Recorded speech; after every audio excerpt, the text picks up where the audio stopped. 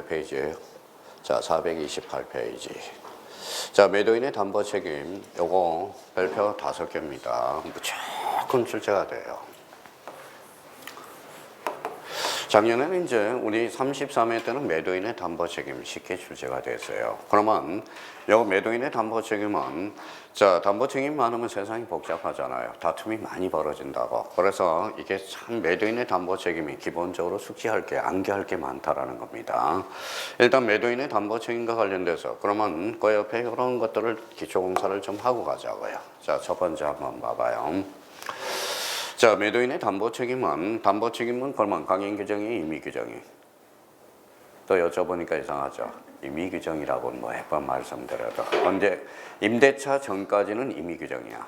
매도인의 담보 책임은 당사자가 특약을 하더라도 유효다, 무효다, 유효 이렇게 된다는 거. 그걸 까먹지 말라고 계속적으로. 자, 그러면 자, 앞으로 그러면 요걸 우리가 숙지해 봐요. 자, 첫 번째 권리가 있어요. 권리하자 담보 책임이 있거든. 첫 번째 권리하자 담보 책임. 자, 권리하자 담보 책임. 그래서 이제 5종류가 있어요. 이렇게 한번 써봐요. 권리는.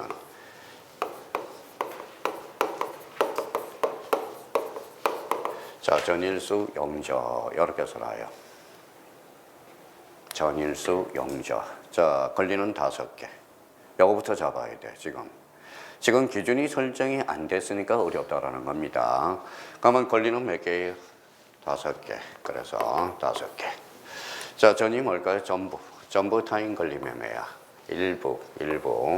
자, 수가 뭘까요? 수량 부족. 그 다음에 용의권. 그 다음에 저당권. 자, 한번 해보자고요. 전일수, 용저. 이렇게 해서. 자, 앞으로 이제 문제를 풀어가면 보이겠지만 일단 빨리 요거부터 해오나요. 자, 그럼 다시 한번 오행시를 써봅시다. 전이 뭐예요?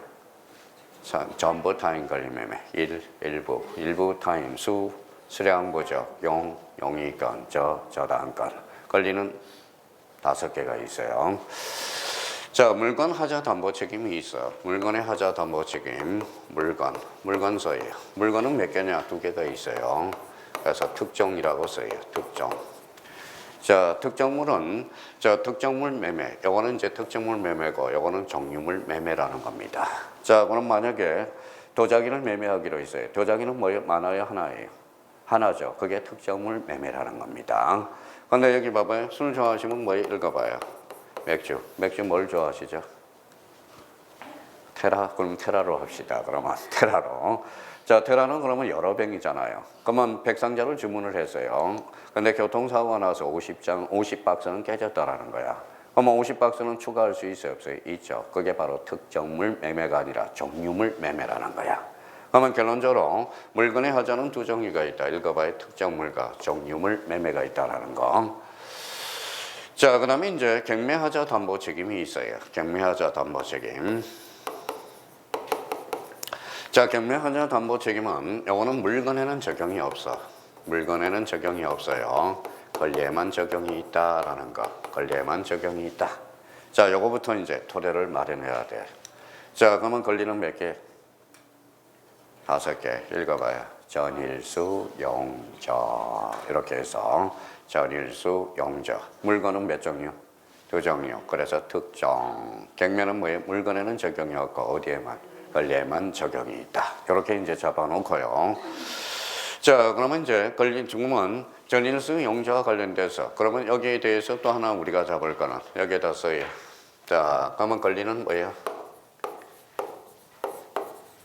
해제권. 해제권이라고 써요.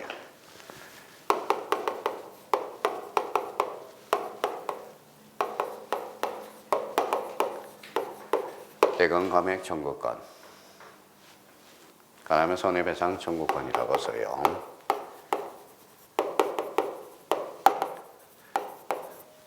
대표적으로 그러면 권리와 관련돼서는 뭐다? 대표적으로 3개가 발생해요. 해제권, 대금 감액 청구권, 손해배상 청구권. 이렇게 해서. 자, 그러면 여기 봐봐요. 자, 물건에 대해서 특수한 게 하나가 있어요. 그러면 뭘까요? 맥주 100상자를 주문을 시켰는데 50상자가 깨져서 그러면 해지할 수도 있겠죠. 그러면 50상자를 추가할 수 있죠. 그래서 여기다 써요. 그래서 완전물 거부 청구권.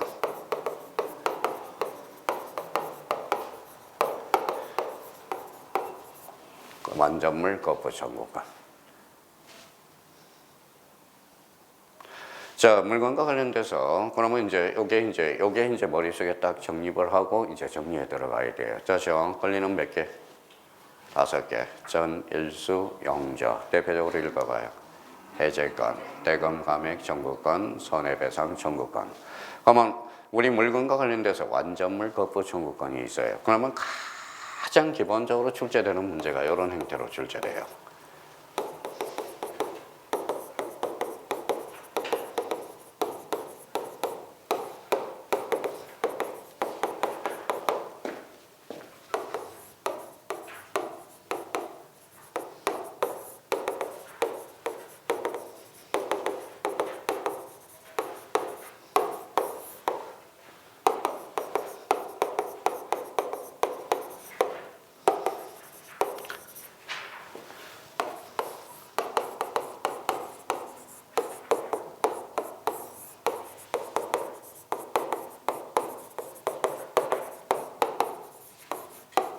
자, 이게 윤석열 대통령일 때 고시 문제야.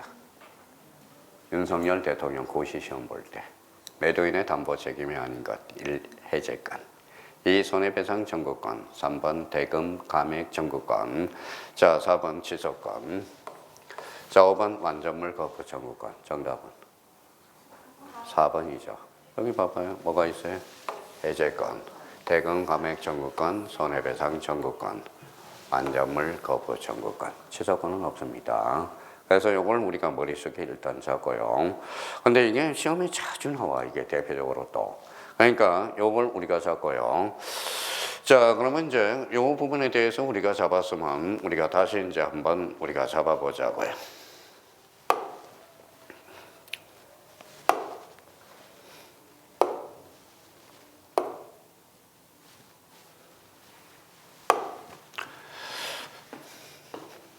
자, 이제 지웠어요. 뭐예요? 백지네요. 예. 자, 그러면 이제 권리 몇 개? 5개. 자, 전일수, 영저. 전이 뭐예요? 전부. 일부는 일부. 그 다음에 용의권. 영저저. 전일수, 수령부적. 그 다음에 용의권, 저당권. 물건은 몇 개? 2개. 자, 특정. 물건은 경매담보책임과 관련돼서는 어디에서만? 물건에는 적용이 없다. 즉 권리에서만 적용이 있다. 그러면 우리 권리하자 담보책임과 관련돼서 해제권. 자, 그러면 다시 이제 한번 불러볼까요?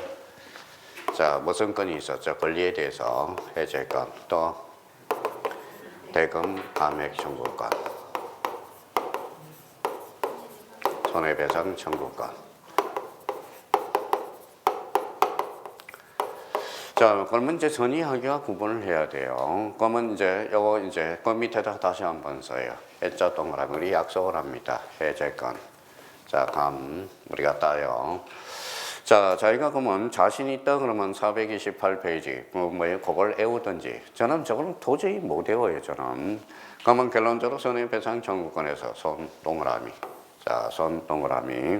자, 그러면 이제 우리 암기 한번 만들어 보죠. 자, 그러면 이렇게 하나 써요. 밑에다가.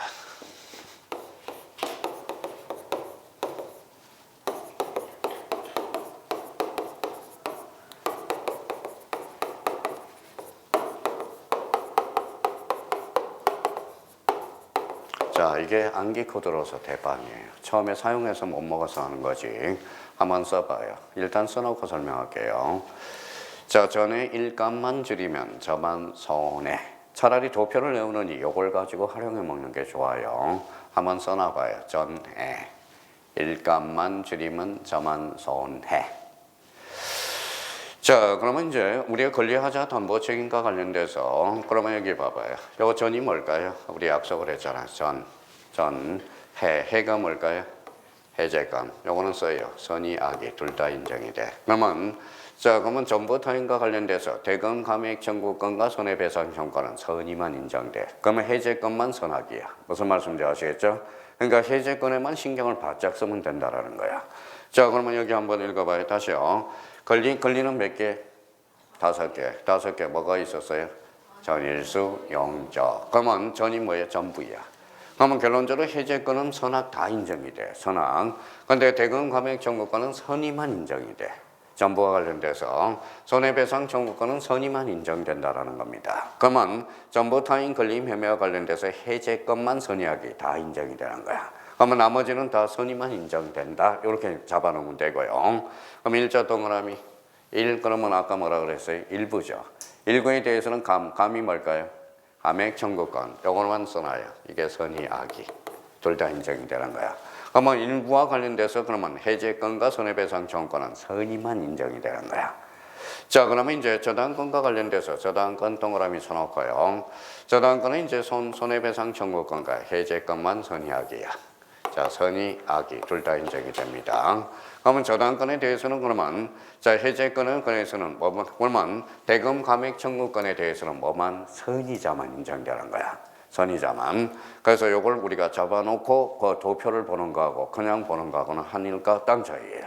자, 그러면 다시 한번 읽어볼까요? 전에 일감만 줄이면 뭐가 손해다? 저만 손해.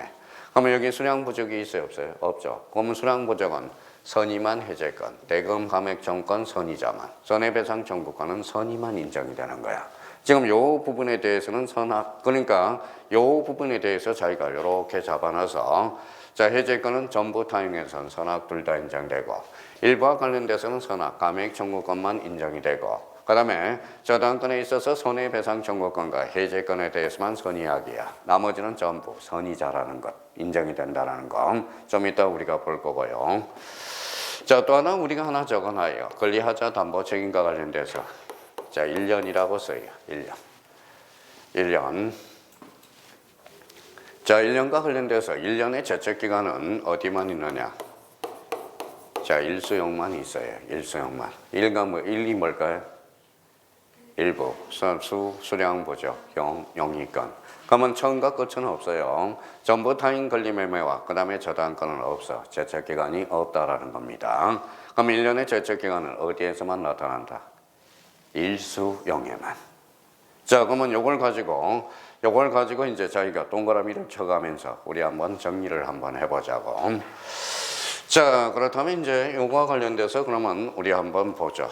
자, 이제 책을 봐요.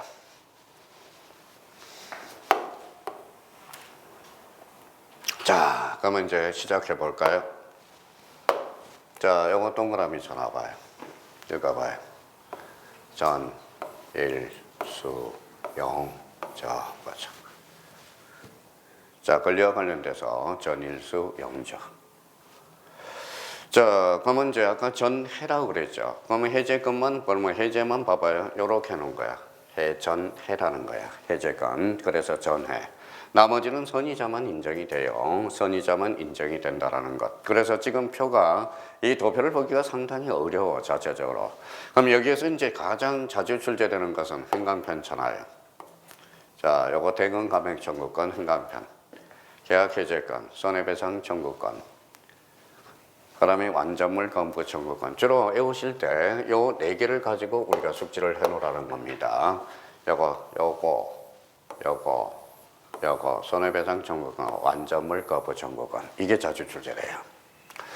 자, 그러면 전에는 그러면 선의하게 인정되는 것은 어디만 인정이 돼요? 해제권에 대해서. 그래서 요거 한번 따봐요. 이렇게. 자, 전해. 그래서 전해.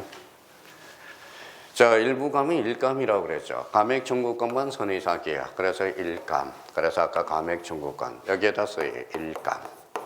자, 여기는 전해라고 쓰고요. 자, 수량부족. 수량부족 영위권은 선의만 인정이 돼. 자, 그러면 저당권과 관련돼서 저만 손해 그랬죠. 그래서 여기에 있어서 이 부분에 대해서 저만. 자, 그러면 결론적으로 손해죠. 그래서 이걸 따온 거야. 그러면 나머지는 전부 선의만 인정이 된다라는 겁니다. 그러면 이제 다시 한번 연습을 이렇게 해놔요. 자, 이제 다시 이제 지문을 해석해 나갈 건데. 자, 그러면 권리는 몇 개? 5개. 읽어봐요. 전일수, 용저. 이렇게 잡고요. 그러면 읽어봐요. 전해. 읽어봐요. 일감. 그렇죠? 그러면 읽어봐요. 저만. 읽어봐요. 손해. 이렇게 이제 잡아놔야 돼. 자, 그러면 이제 권리금은 물건의 하자 담보 책임과 관련돼서 특히 완전물 거부 청구권과 관련돼서 이 부분을 하나 찾아서 체크해요. 자, 완전물 거부 청구권 종류물에 한해서 해당이 되죠. 이 부분에 대해서 확인해 두고요. 자, 그렇다면 이 부분에 대해서 이제 보죠. 여기 봐봐요. 여기 이제 하나 써요. 자, 제책 권리하자 담보 책임과 관련돼서 제책 기간은 자, 일수용만 있어. 그래서 여기 읽어봐요. 여기다 써요. 일수용.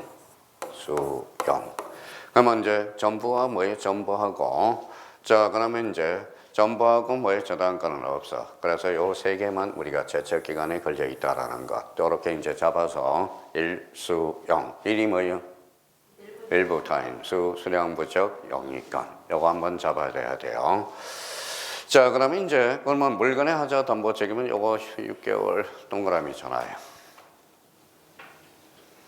6개월. 자, 그러면 이제 요 도표가 이렇게 어려워. 봐봐요. 제가 요즘 자꾸 뭐가 사라져요? 박스가 사라져요. 왜? 제가 원래 별명이 박스 선생이었습니다. 박스가 뭐에 수강생들이 읽어 나갈 수가 없어. 박스. 그 다음에 그림도 잘 못 읽어 나가요. 그래서 요즘은 제가 풀어해 줍니다. 그러면 이제 요거와 관련돼서 이제 자, 잡았어요. 자, 그러면 이제 다시 한번 잡아서 자, 머릿속에 잡고 이제 지문을 해석해야 돼요. 자, 해석해 봅시다. 권리 몇 개?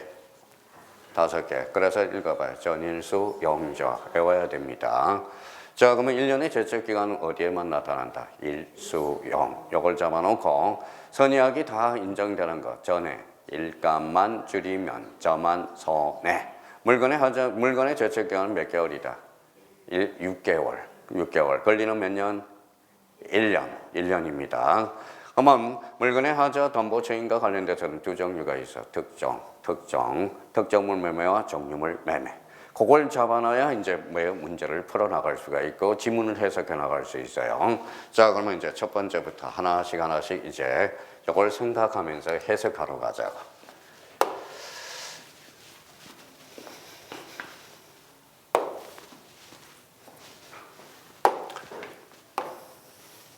자, 그러면 여기 이제 출발해 보자. 자, 그러면 형광펜 전화요. 자, 권리죠. 권리 동그라미. 자, 전부죠. 전부 타인 권리 매매입니다. 자, 그러면 전부 타인 권리 매매와 관련돼서는 좀 1년의 제척 기간이 있어 없어? 없어. 제척 기간 없다고 그랬죠. 자, 그러면 자, 권리의 전부는 뭐만 기억해 놓으라고 그랬어요. 전해. 이것만 기억해 두라고. 자, 전해. 자, 이제 요거 가지고 이제 해석해 나가자고. 자, 타인의 토지의 매매 계약은 잘라요. 타인 권리 매매도 가능, 불가능, 가능, 원칙적으로 유효하다. 이제 해석이 돼 갑니다. 따라서 타인의 건물도 줄쳐놔요. 임대차 목적물이 될 수 있다, 없다? 있다. 타인 권리 매매도 가능, 불가능, 가능.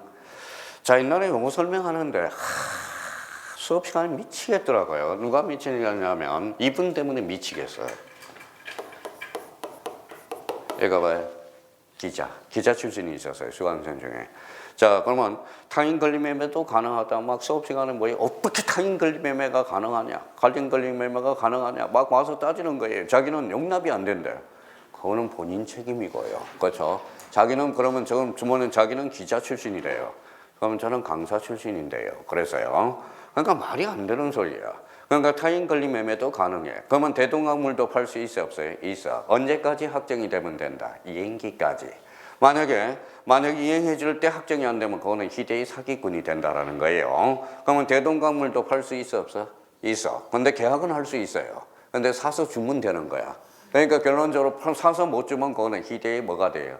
사기꾼이 된다는 거야. 자, 그러면 결론적으로 1번이 해결이 됐고요.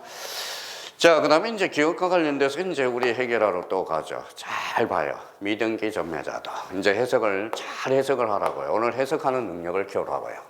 자, 미등기 전매자도 잘라봐요. 미등기 전매자. 아직 등기했어요, 안 했어요?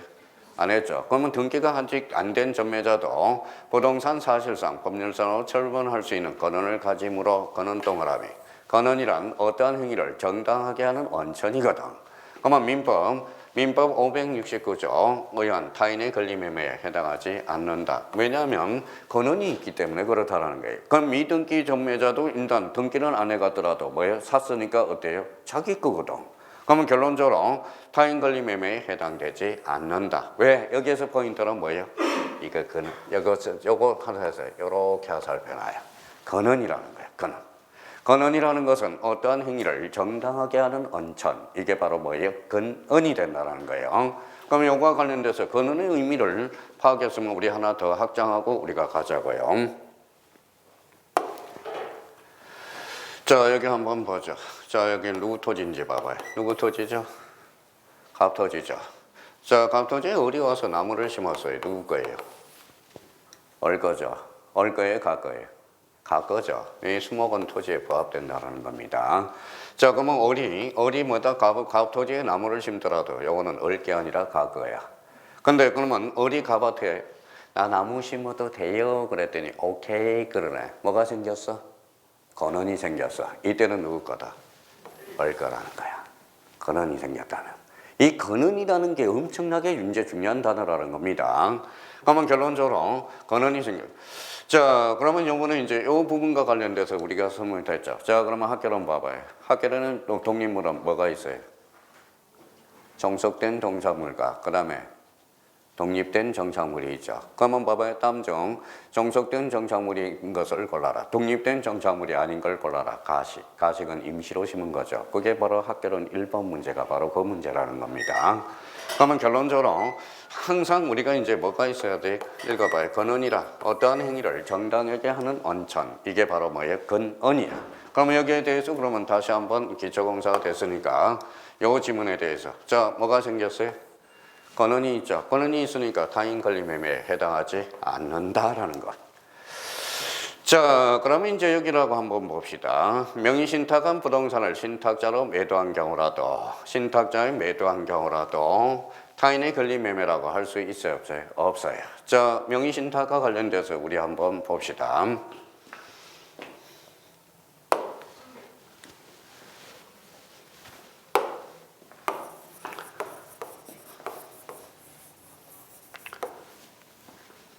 자, 그 밑에다 이제 조그맣게 이제 저희가 요걸 한번 우리가 해보죠.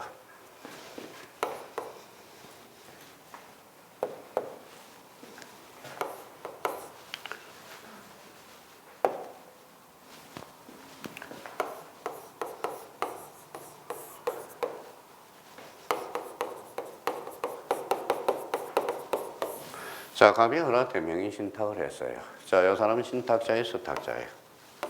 신탁자. 이 사람은 수탁자죠. 그렇죠? 수탁자. 자, 그러면 지금 갑이 을한테 명의 신탁을 했으니까 등기는 누구한테 되어 있죠? 을한테 되어 있죠. 그래서 이 사람은 뭐예요? 대외적 관계의 소유권자네. 이 사람은 대내적 관계의 소유권자입니다. 그래서 대내적, 대외적 관계의 소유권자는 바로 뭐예요? 바로 달라요. 대내적 관계는 신탁자, 대외적 관계는 수탁자가 돼. 자, 수탁자는 어때요? 수탁자는 소유여사 있어요? 없어요? 소유여사 없어. 그럼 무슨 점이야?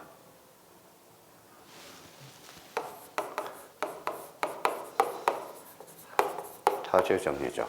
그러면 명의신탁에서 점유취득시효는 나올 수 있어? 없어? 없어. 명의신탁은 점유취득시효는 자주점유해야 되거든. 그러니까 없어. 그러니까 만약에 명의신탁의 문제를 풀 때 뭘 기억해줘야 돼요? 자, 타주점유자죠. 그러니까 점유취득시효가 나오면 무조건 X야. 무슨 말씀인지 아시겠죠? 자, 그러면 또 하나 우리 봅시다. 자, 읽어봐요. 명의 빌려준다 해서 불법행위가 기하 아니야? 아니죠. 그럼 불법원인 법에 적용이 없다라는 논리가 성립되네요. 그러면 결론적으로 그러니까 등기를 쳤으니까 대외적 관계의 소유권자는 을이 되고요. 대내적 관계의 소유권자는 누가 돼요? 갑이 된다는 거야. 그런데 그림을 한번 보실래요? 자, 차이점이 뭔지 한번 봐봐요. 화살이 몇 개? 2개죠. 이거는 이제 자, 이탁자가 돼. 이탁자. 저 사람은 수탁자가 되네요. 자, 요거는 소유권 이전 등기고 요거는 신탁 등기야. 자, 그러면 뭐 명의신탁은 하살이 몇 개? 한 개. 신탁 등기는 하살이 두 개죠. 그럼 하살이 누구한테 다 날라갔어요? 밑에 어글한테 넘어갔죠. 그러면 대내적 대외적 관계의 소유권자는 바로 수탁자가 돼. 자, 요걸 이제 있는 자들이 요 신탁법상 신탁 등기를 활용해서 전부 신탁을 해놨어. 자, 그러면 봐봐요. 제가 이제 집이 100채예요. 그러니까 보면 1가구 1주택이죠. 그러면 99채를 뭐라고 해요? 신탁회사에 신탁을 하거든. 그러니까 이런 문제가 생긴 거 심각합니다, 지금. 부자들은 다 지금 저렇게 해놨어요. 저희보다 세금을 적게 내요.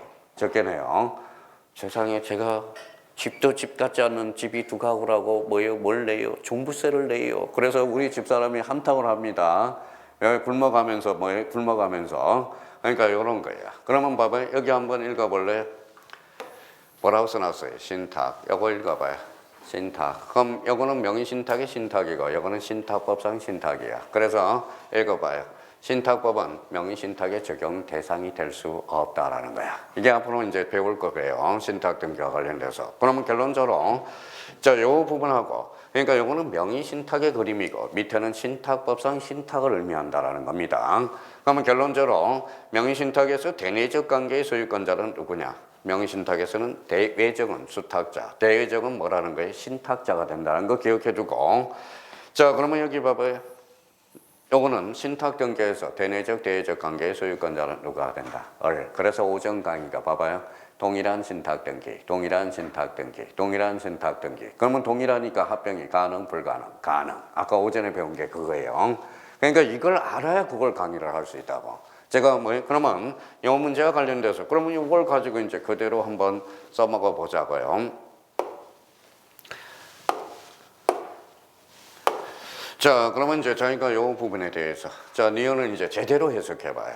명의신탁은 부동산을 신탁자가 매도하더라도 신탁자가 매도한 경우에도 타인 권리 매매라고 할 수 있다, 없다? 없다. 대내적 관계의 소유권자는 누구다?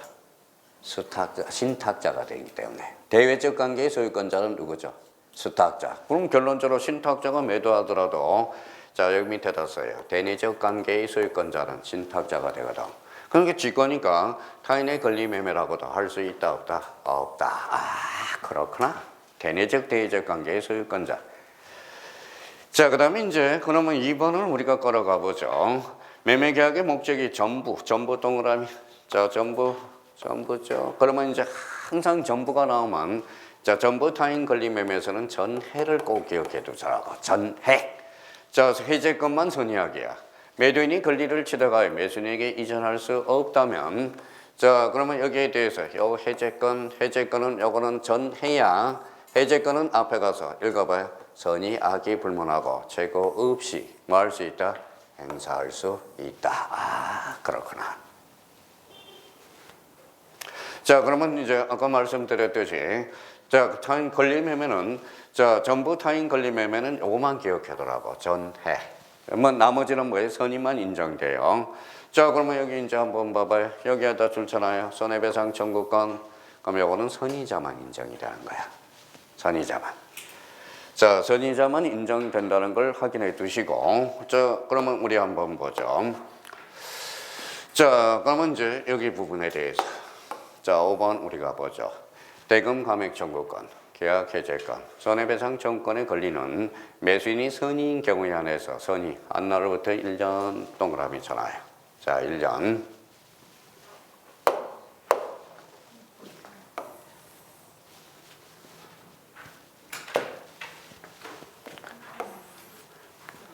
여기 아닌가요? 네. 2장 넘어갔어요. 네.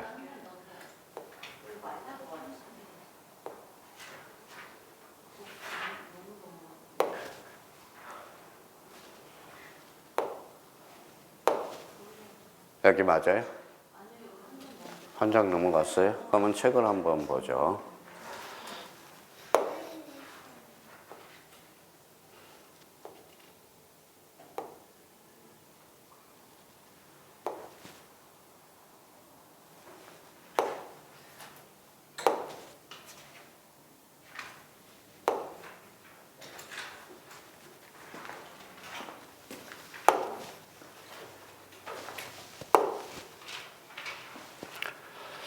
자, 그러면 여기 한번 봅시다. 넘기면 426페이지. 자.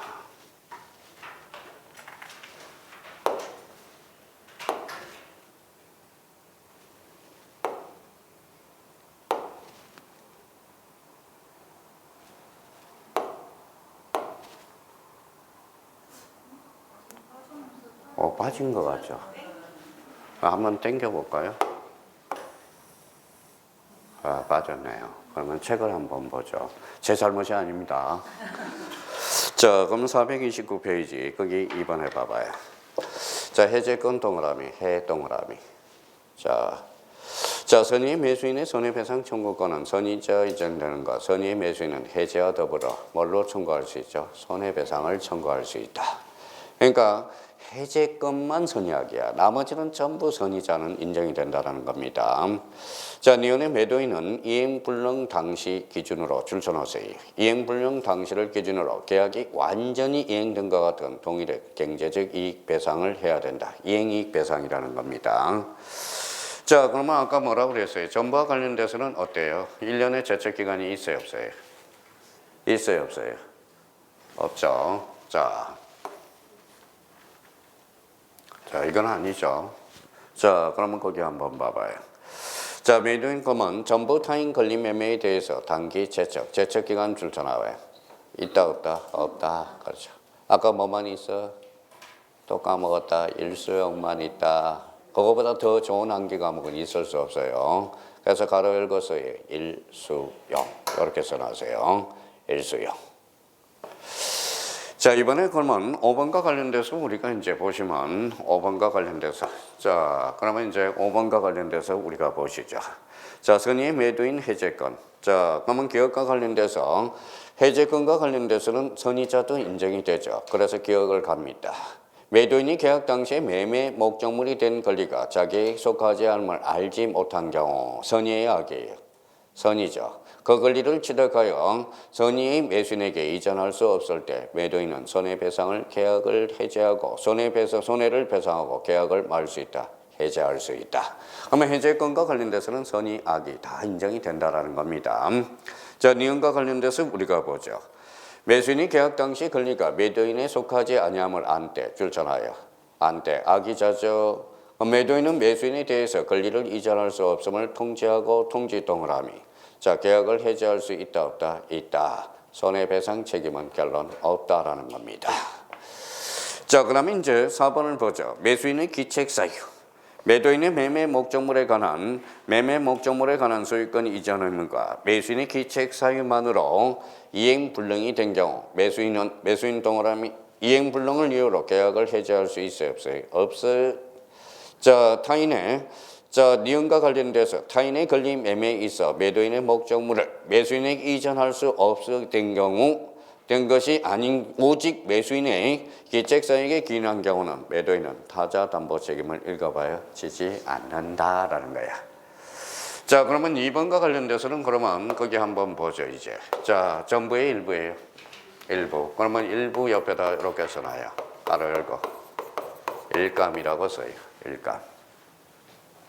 자, 그러면 일감이라고 우리가 잡고 감액 청구권만 선의하기. 이걸 머릿속에 집어넣고 자, 1년의 제척기간이 있어요, 없어요?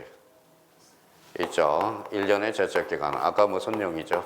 일수용이라고 그랬으니까. 그러니까 요 두 개를 끌고 가라고. 계속적으로 끌고 가야 돼, 이걸 가지고. 자, 그러면 이제 한번 보죠. 자, 1번의 갑이 토지를 100제곱미터를 을에게 매도하였는데 그 중에서 10 동그라미.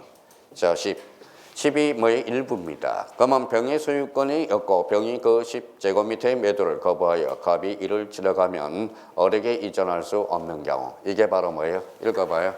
이게 일부 타인 권리 매매라는 거야. 100제곱미터에서 수량 부족하고 헷갈리면 안 돼요. 자꾸 이제 일부 타인 권리 매매하고 수량 부족하고 자꾸 헷갈려하고 있어요. 그러면 여기에 대해서는 그러면 이제 일감이에요. 끌고 가야 돼. 1년의 제척기간은 어디에서만 있다? 일수용에서만. 자, 그러면 2번을 가보죠. 자, 매매 목적물이 된 권리 일부 동그라미잖아요. 타인에게 속함으로 인하여 잘라요. 매도인이 권리를 취득하여 매수인에게 이전할 수 없을 때는 잘라요. 자, 매수인의 선의하기 불문은 그 비율의 비율로 대금 감액을 읽어봐요. 청구할 수 있다. 그러면 대금 감액 청구권은 아까 뭐라고 그랬죠? 일감. 이걸 자꾸 생각해야 돼. 그러면 감액 청구권만 뭐라는 거예요? 선의하기. 나머지는 선의자라는 거야. 그러니까 자꾸 이걸 끌고 가야 돼. 뭘로 끌고 가야 돼? 일감으로.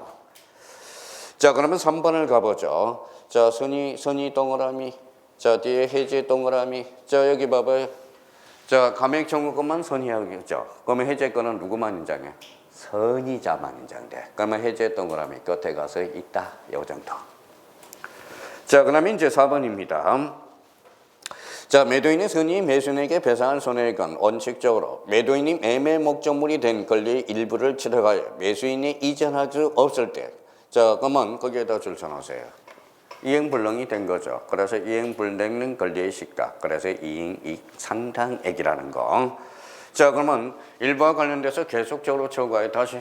자, 일부는 뭐에 대해서만 선의하기다? 감액 청구가만. 자, 일수형 1년은 제척기간이 있어 없어? 있어. 그래서 그걸 끌고 가셔야 돼요. 자, 그러면 이제 5번과 관련돼서 그러면 이제 5번과 관련돼서 우리가 보도록 하죠. 여기는 이제 있으니까. 자, 대금 감액 청구권, 계약 해제권, 손해배상 청구권에 걸리는 매수인의 선의인 경우에 해서 여기에다 줄 쳐놓으세요. 안 날로부터 몇 년? 1년. 악의인 경우는 계약한 날로부터. 요 사유가 중요합니다. 그래서 무슨 기간이다? 제척기간이다. 자, 제척기간 그러면 내자로 원칙은 줄 쳐놔요. 뭐예요? 또 까먹었다. 또 까먹었어. 법정기간이야. 제척기간 나오면 법정기간으로 돌변해버려요. 자, 제척기간은 빠지는 기간이니까요. 법정은 뭐의 줄임말이죠? 법률 규정. 판사가 알아요? 몰라요? 써놔요. 판사. 법원이 직권으로 판단합니다. 그러니까 제척기간 나오면 법정기간으로 돌려버리라는 겁니다.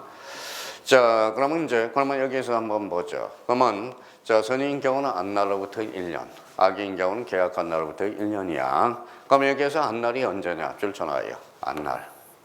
단순히 권리의 일부가 타인에게 속한 사실을 안날이 아니라 그것 때문에 매도인이 요거 줄 쳐놔요.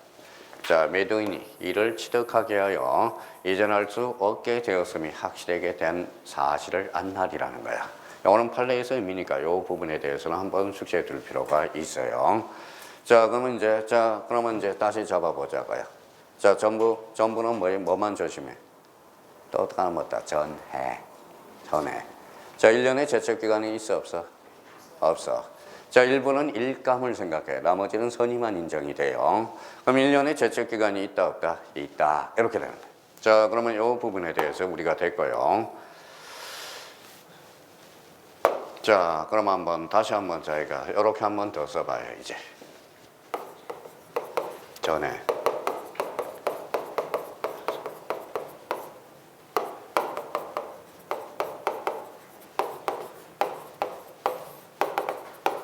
자, 전에 일감만 줄이면 저만 손해. 자, 그러면 수량 부정 써놔요. 수량 부정은 여기 있어 없어? 없어요. 그러면 전부 선의자만 인정이 되는 거야. 자, 이렇게 해주는 게 가장 좋아요. 자, 그러면 1번에 한번 볼까요? 토지 100제곱미터를 제곱미터당 100만으로 가격을 하여 잘라요. 자, 1억 원의 계약을 체결하였는데 토지를 측량한 결과 요거는 자, 뭐예요? 10제곱미터가 부족한 경우. 이게 바로 뭐예요? 아까는 10제곱미터가 타인 권리 매매죠. 그러니까 일부만. 그러면 측량을 해봤더니 원래는 뭘 생각했죠? 100제곱미터 했죠. 근데 측량 결과 뭐가 부족해? 10제곱미터. 그게 바로 수량 부족이라는 거야. 수량 부족. 헷갈리면 안 돼요. 그러니까 사례 문제가 나올 때 수량 부족하고 일부 타인의 권리 매매가 자꾸 헷갈려 하더라고. 그래서 이 부분에 대해서 다시 한번 잡고요. 자, 부족한 것처럼 당사자의 매매 목적인 특정물이 일정한 수량을 가지고 있다는데 주안을 두고 대금도 수량을 기준으로 해서 정한 경우 이게 무슨 부족이죠? 수량 부족이야. 그러면 수량 부족과 관련돼서는 해제권 선의, 대금 감액 청구권 선의, 손해배상 청구권도 선의. 자, 1년에 제척기간이 있어 없어? 있어요. 아까 일수용이라고 그랬잖아. 일수용. 자, 그러면 자, 그러면 2번과 관련돼서 우리 또 해석하러 가죠. 자, 그러면 2번과 관련돼서 보죠. 자, 수량 부족. 수량을 지정한 매매에 해당된 것. 개혁 볼까요? 매수인이 일정한 면적이 있는 것으로 믿고 매도인도 그 면적이 있는 것을 명시적, 묵시적으로 표시하여 나아가 계약 당사 면적을 가격을 정하는 여러 요소 중에 가장 중요한 요소로 파악하고 여기에다 줄 쳐놓으세요. 자, 객관적 수치를 기준으로 가격을 정한 경우 수량을 지정한 매매에 해당된다. 자, 수량 부족의 의 정도가 이렇게 나와 있고요. 자, 니은과 관련돼서 목적물이 일정한 면적, 수량을 가지고 있다는 데 주안을 두고 대금도 면적을 기준으로 정해지는 경우 그러면 여기에 이제 줄잖아요. 자, 요거 줄잖아요. 아파트 분양계약은 수량을 지정한 매매다. 분양계약과 분양권과 관련돼서 조심해야 돼요. 아파트 분양계약 그러면 요거 이제 뭐예요? 수량을 지정한 매매라는 것.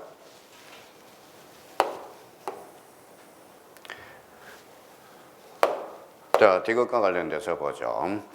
건물 일부의 임대차 계약의 체결함에 있어서 임대차 보증금과 월 임료 등도 수량을 기초로 정해진 경우 그때는 요거 좋잖아요. 임대차 보증과 을수임금도 수량을 기초로 해서 정해진 경우로서 자, 임대차는 수량을 지정한 임대차로 범위 상당하다. 판례의 태도입니다. 그래서 수량 부정이냐 일부 타인급이냐 이걸 기준을 자꾸 혼돈을 가져와요. 그래서 이걸 판례들이 확인해 준 거고요. 자, 그 다음에 니을입니다. 자, 토지의 매매에 있어서 목적물의 공모상 평수에 특정하고 단위 면적당 가격을 결정하여 단위 면적당 가격에 공모상 면적을 곱하는 방법으로 매매 대금을 결정한 경우 그게 바로 자, 공모상 면적을 곱하는 경우 요거는 출처나예요. 자, 수량을 지정한 매매에 읽어봐요. 해당하지 아니한다. 판례감. 자, 그러면 이제 3번과 관련돼서 우리가 보죠. 자, 부동산의 수량 지정에 의해서 실제 면적이 계약 면적에 미달한 경우 매매 계약의 일부 무효을 이유로 부당이득 반환을 청구하거나 줄잖아요. 부당이득 반환을 청구하거나 그 일부가 원시적 불능임을 입으로 민법 자, 535조 계약청의 가식의 책임을 물을 수 없다라는 자, 요거 줄잖아요. 자, 두 가지를 써봐요. 자, 읽어봐요.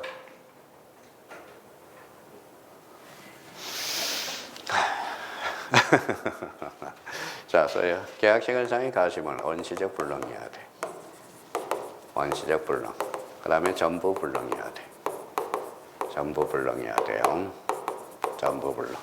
그러니까 지금 요런 것들을 우리가 잡아놔야 돼요. 그러면 결론적으로 자, 이 말은 결론적으로 계약에 미달하더라도 즉 원시적 불능은 아니거든. 그러면 계약 체결상의 가실 책임을 결론 읽어봐요. 물을 수 없다. 자, 다 까먹었어요. 그럼 한 번 더 우리 또 기초공사를 좀 하고 가야 되겠네요. 자, 오늘 집에 일찍 가기는 걸렸습니다.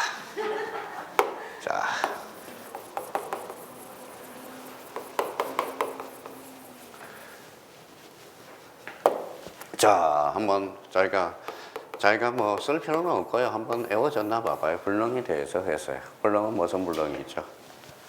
원시적 불능과 후발적 불능. 자꾸 상기시켜 놓는 거예요. 당연히 뭐 우리 자기가 뭐 한 번 들어서 알면 뭐예요? 천재게. 여기 있으면 한 번 들어서 다 알면 천재예요. 여기 있으면 안 돼요. 어디 가 있어야 돼요? 정신병원에 가 있어야 됩니다. 그럼 원시적 불능은 뭐가 있죠? 자, 전부 불능과 뭐가 있다? 일부 불능이 있네. 자, 후발적 불능 뭐가 있어요? 자, 이걸 애울 때까지 나가서는 안 돼요. 자, 그럼 한번 봅시다.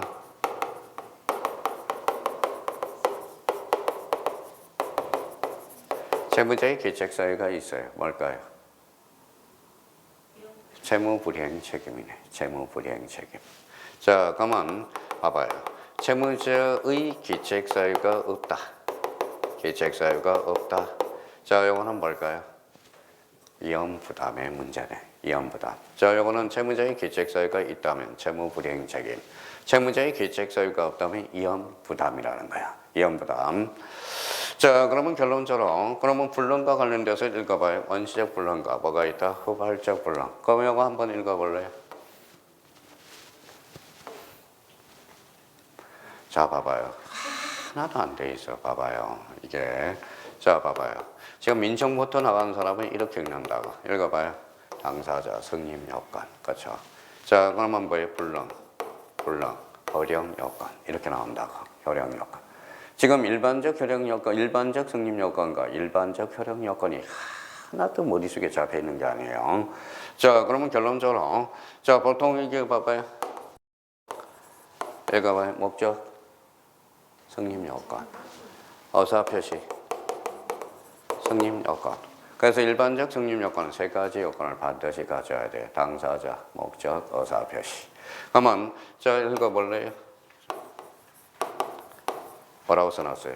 적법, 효력 요건이네. 효력 요건. 목적이 확정되고 가능해야 되고 적법하고 사회적 타당성이라는 거야. 그래서 우리 학가적사 이렇게 되는 거야. 지금 사실 몰라서 그런 건 아니거든. 이 연관고리를 몰라서 그러는 거야. 그러면 불능과 관련돼서 그러면 원시적 불능과 무슨 불능이 있다? 후발적 불능. 자, 읽어봐요. 무슨 불능이에요? 전부 불능. 계약 체결상의 가실 책임이네. 그러면 일부 불능과 관련돼서는 일부 무효의 법리로 연결이 되기 시작하죠. 그러면 계약 채무자의 기책사유가 있다. 그러면 결론적으로 채무 불이행 책임. 채무자의 기책사유가 없다. 무슨 부담? 이혼 부담. 그러면 계약 체결상의 가실 책임은 원시적 불능과 뭐예요? 전부 불능이어야 되거든. 그러면 다시 앞으로 가서 해석을 한다면, 자, 그러면 여기 봐봐요. 자, 계약 체결상의 가실 책임은 무슨 불능이에요? 원시적 불능. 무슨 불능이어야 돼? 전부 불능이어야 되나? 그럼 결론적으로 가니까 원시적 불능은 아니거든. 그럼 결론적으로 계약 체결상의 가실 책임은 있다 없다? 없다라는 거. 이렇게 연결이 된다. 자, 그렇다면 이제 이 부분에 대해서 이제 우리가 해석이 됐고요. 자꾸 들어요. 어쩔 수 없어요. 들어야 돼. 듣는 사람이 이기는 겁니다. 자, 여기 봐봐요. 자, 지금 뭐 하고 있어요? 오메, 수량 부족하고 있죠. 자, 전에 일감만 줄이면 저만 손해. 그렇죠? 있어요, 없어요? 없죠. 그러면 수량 부족은 전부 선의만 인정이 돼. 자, 그래서 줄잖아요. 뭐라고? 선의. 대금 감액 청구권, 계약 해제권 외에 손해배상도 청구할 수 있다. 선의자만 인정이 되거든. 자, 5번입니다. 자, 선의 매수인은 선의 매수인이라는 단서를 달았네요. 선의의 매수인. 자, 1년에 제척기간이 있어 없어? 있어. 아까 여기다 써요. 일수용이라고 또 써요. 그러면 숫자 끌고 선의니까 뭐 여기에다 동그라미. 안날로부터 몇 년? 1년 내에 행사하여야 한다. 그렇죠. 자, 제척기간이 1년이거든. 그러니까 이 지문을 자꾸 해석해 나가야 돼요. 그러면 수량 부족과 관련돼서 수량 부족 그러면 자, 대표적으로 이제 선의자만 인정이 돼. 선의자. 그러면 다시 한번 써먹어요. 요거보다 더 좋은 암기 코드는 없어요. 수단과 방법을 하더라도 다 이제 전에 자, 써먹기만 하면 돼. 다시 일감만 줄이면 뭐라고요? 저만 손해. 이걸 잡아야 돼. 그러면 요거는 뭐예요? 해제권. 전부는 해제권만 선의하기. 나머지는 선의만. 일부 감액 청구권은 선의하기. 나머지는 선의만. 자, 저당권에 있어서 손해배상 청구권과 해제권만 선의하기야. 나머지는 선의. 여기 없는 것들은 뭐만 인정된다? 선의자만 인정된다. 자, 그 부분에 대해서 다시 한번 우리가 잡아둘 필요가 있고요. 자, 목적물의 수량 부족과 관련돼서 그러면 5번이 우리가 해결될까?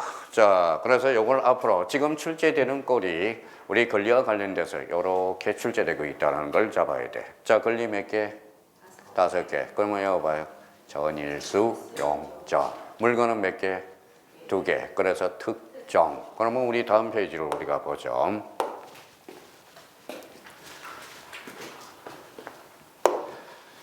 자,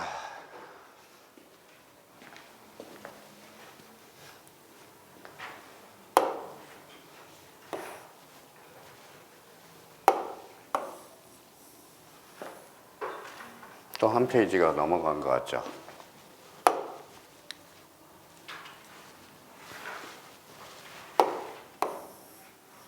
자, 그럼 한번 봅시다. 자, 431페이지 한번 봐봐요. 4번에 무슨 건이죠? 용의권. 찾았어요? 용의권에 대해서.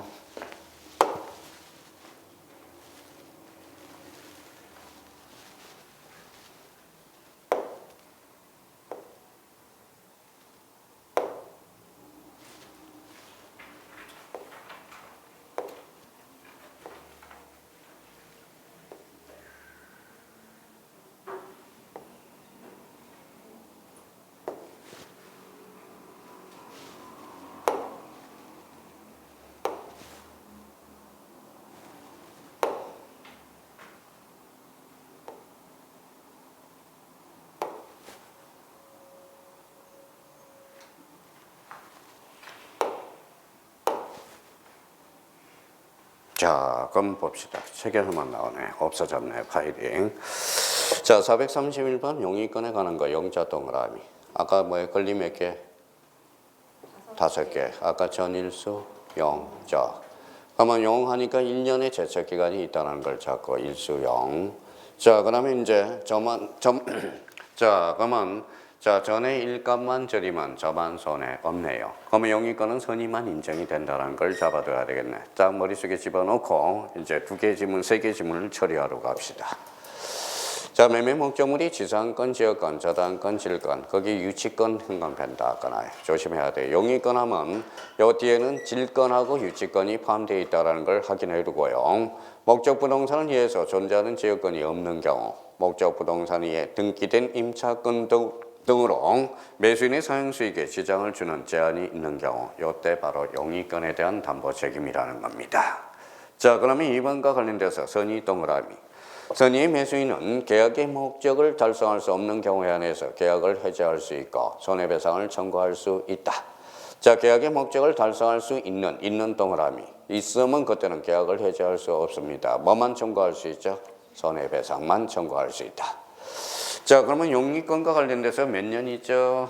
1년이죠. 일수용 잡아놓고요. 지역권의 부존재를 한 날로부터 몇 년? 1년. 1년 동그라미. 한 날로부터 1년 내에 행사해야 된다. 이걸 잡아놔야 돼요.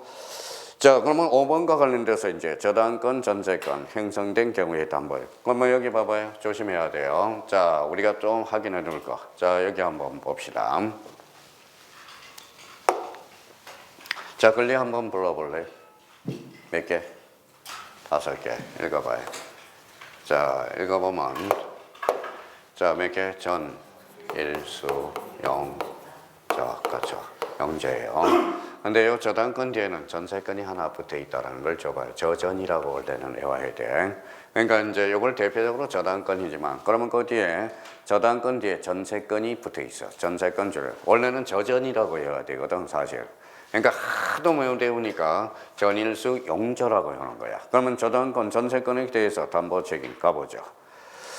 자, 매매 목적물이 된 부동산에 설정된 저당권, 전세권을 행사로 인해서 매수인이 소유권을 취득할 수 없거나 취득한 소유권을 잃을 때는 자, 매수인은 선의하게 줄쳐놔봐요. 아까 그러면 그 밑에다 하나 써봐요. 끝에다가 아까 뭐라고 그랬죠? 또 까먹었다. 저만 손해. 그렇죠. 자, 전세권과 관련돼서 요 손해배상 청구권과 해제권에 대해서는 선의악이 둘 다 인정이 됩니다. 그러면 여기에 대해서 대금 감액 청구권이 있어요, 없어요? 없죠. 그럼 누구만 인정돼? 선의자만.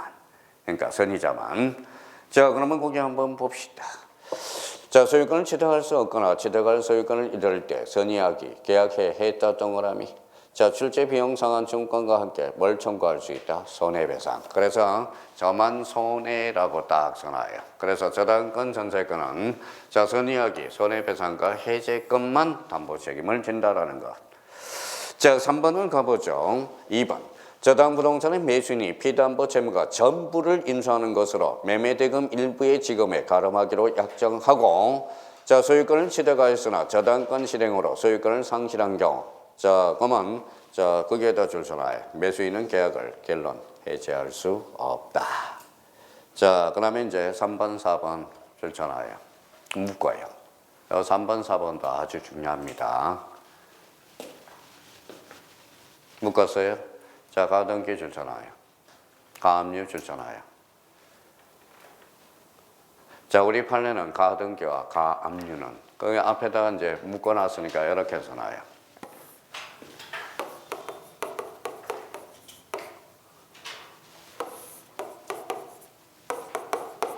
읽어봐요. 저당권으로 준용합니다. 저당권 준용하고 있어요. 자, 그럼 아까 저당권 읽어볼래요? 아까 뭐라고 그랬어요? 읽어봐요. 저만 손해입니다. 자, 가등기 가압류 이게 참 외우지 않으면 힘들어. 자, 가등기 가압류도 뭐에 준해서? 저당권에 준한다라는 거. 그러면 여기 한번 봅시다. 가등기 목적물이 된 부동산을 매수한 사람이 그 뒤 가등기의 본등기가 격려됨으로써 잘라요. 자, 부동산의 소유권을 상실하게 될 때 매도인은 민법 576조에 의해서 담보 책임을 진다. 이게 바로 뭐예요? 읽어봐요. 576조가 이게 바로 뭐예요? 저당권에 준용한다는 거예요. 자, 가압류 마찬가지. 가압류 줄쳐놓고 그러면 이제 하나 외워야 되겠네. 판례에서. 가등기 가압류는 뭘 준용한다? 저당권. 저당권을 준용합니다. 그러면 결론적으로 그러면 아까 저만 손해. 요걸 우리가 잡아야 돼요. 그래서 3번, 4번 무진장 어려워. 그래서 3번, 4번은 판례에서. 자, 그러면 우리 한번 안겨봅시다. 가등기, 가압류 뭘 준용한다?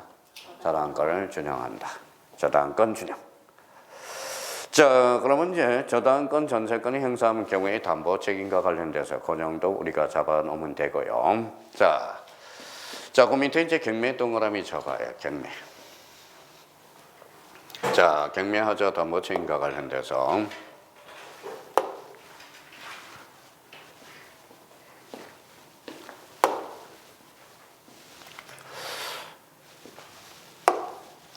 자, 경매와 관련돼서는 그 옆에다 두 개를 써놔요.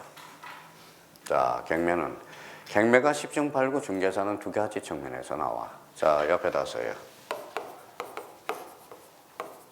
아까 물건에는 적용이 없어. 뭐만 있다? 권리에만 적용이 있다. 요걸 하나 외워야 돼요. 자, 경매하자 담보지. 자, 요걸 외우지 않아서는 절대 안 되고요. 그 다음에 두 번째 책임과 관련돼서. 책임.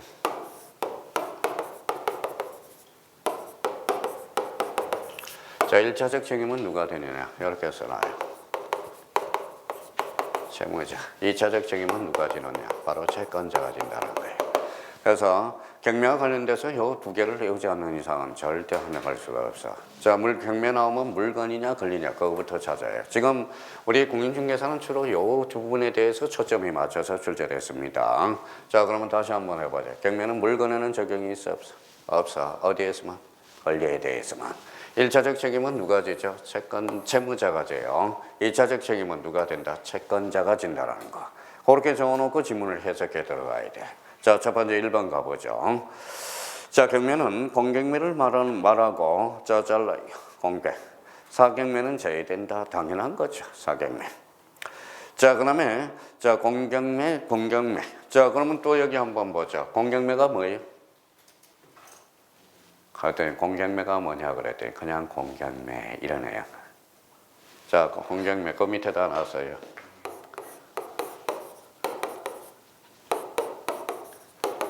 읽어봐요. 공매와 경매를 합쳐서 공경매라고 그러는 거예요. 자, 공매는 어디에서 하죠? 자산관리공사라고 써요.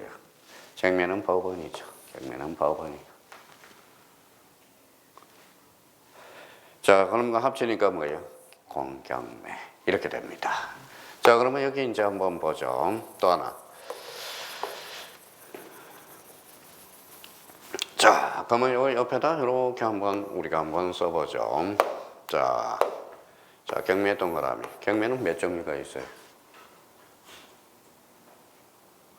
눈치도 겁나게 없네. 가지 두 개 펼쳐잖아요. 자, 임의경매 써놔요. 자, 강제경매가 있어. 임의경매, 강제경매. 자, 임의경매 그러면 뭘까요? 자, 이렇게 꼬리표를 붙여서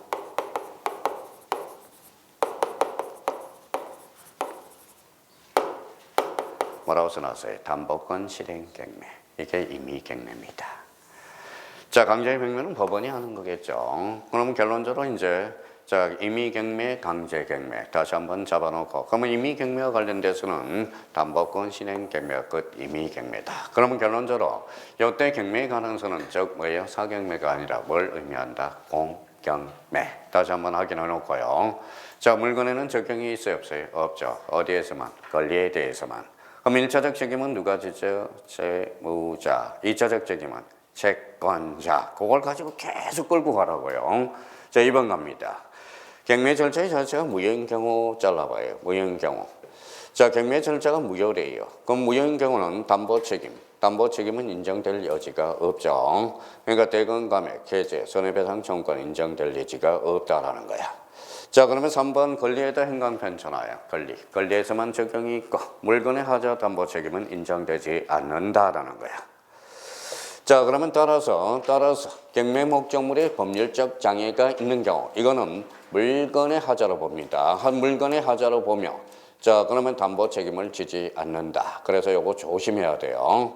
그래서 이제 경매 목적물에 법률적 장애가 있는 경우 이것은 물건의 하자로 봐. 그러면 결론적으로 여기 봐봐요.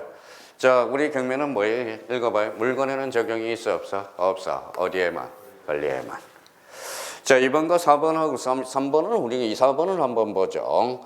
자, 채무자의 자력이 없을 때 행강 편천하여 경락인은 대금 배당을 받은 채권자에 대해서 대금 전부나 일부를 반환을 청구할 수 있다. 근데 1차적 동그라미잖아요.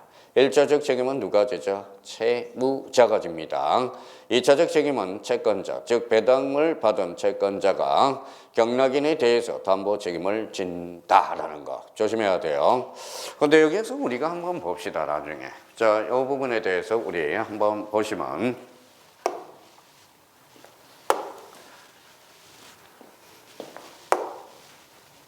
자, 그 밑에다 이제 한번 봅시다. 자, 여기 한번 봐봐요. 자, 위에다 하나 써봐요. 자, 물상보증인을 어떻게 배우고 있는지 봅시다. 물상보증인 뭐예요?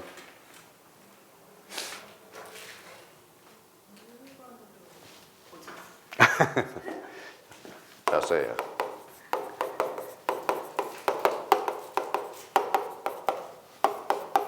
자, 책임은 있지만 채무는 없는 게 물상보증인이야.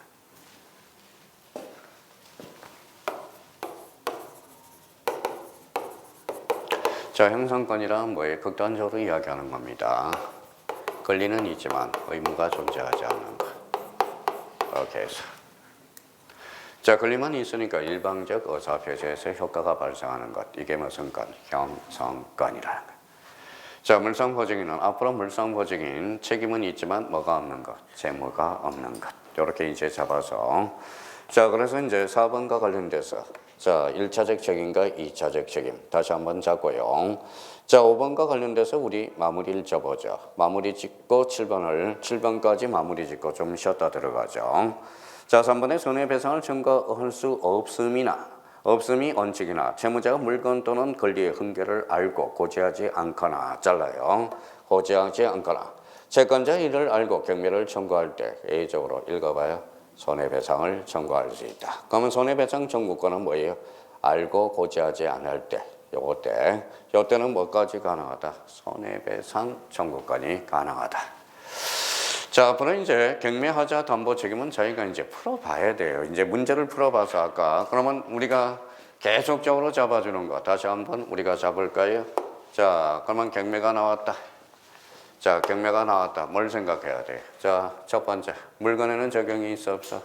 없어요. 어디에만 적용이 있어? 권리에만 적용이 있다. 다시 한번 잡고요. 자, 세 번째, 1차적 책임은 누가 받는다? 채무자. 2차적 책임은 해당받는 채권자. 그래서 채무자, 채권자. 그 정도 의미를 잡아두시면 돼요. 자, 공경매는 뭐예요? 공매와 경매. 경매의 종류는 몇 종류? 임의 경매와 현재 경매예요. 자, 공매 경매와 관련돼서는 우리 중개사법 교수님한테 마지막 시간에 잘 배울 거예요. 공매의 주체는 자산관리공사고 경매는 법원이라는 것. 이렇게 이제 의미가 되고. 자, 그러면 그 밑에 이제 채권의 매도인의 담보 책임 2개 정도가 출제되니까 요건 한번 읽어두죠. 자, 채권의 매도인이 물건의 자력을 담보할 때 매매 계약 당시의 자력을 담보한 것으로 거기에다 줄 써놓으세요. 뭐예요? 추정한다. 간주 규정이 아닙니다. 아직 변제기에 도달하지 아니한 채권의 매도인이 채무자의 자력을 담보할 때는 변제기의 자력을 담보한 것으로 뭐한다? 추정한다. 채권의 매도인의 담보 책임은 거진 출제는 안 되지만 그래도 2개 지문 정도는 확인을 해 주셔야 되고. 자, 8번에 뭐가 있죠? 물건의 하자 담보 책임. 자, 그 옆에 2개 써놓고 잠시 쉬자고요. 몇 종류가 있어요? 2종류. 뭐가 있어요? 또 까먹었어. 자, 얼마 주고 까먹는지. 자, 그거 써놓고 잠시 쉬어가죠. 이렇게 해서 특종, 그렇죠. 자, 특정물 매매. 자, 종류물 매매. 자, 특정 문면제는 이제 뭐예요? 자, 이조백자라고 한번 생각해요. 이조백자. 이거는 특정됐다라는 겁니다. 자, 종류를 보면은 여러 종류가 있을 때, 이거는 맥주 주문을 시켰을 때, 아까 테라, 그렇죠? 그러니까 그 정도만 잡아놓고, 그러면 물건의 종류는 두 종류가 있다라는 거, 항상 특정. 자, 그러면 다시 이제 머릿속에, 자, 1분 동안 정리해 봅시다. 자, 권리는 몇 개? 5개. 전, 일수, 용, 저, 그죠? 가압류, 가등기는 어디에만 준용하죠? 저당간. 자, 일수용만 1년의 제척기간이죠. 자, 그러면 전해, 일감만 줄이면, 저만 소해. 그걸 기억해 두라는 겁니다. 자, 물건의 하자 담보 지금 몇 개? 2개. 또 까먹었다. 특정. 자, 거기까지 하고 일단 잠시 쉬었다 들어가겠습니다.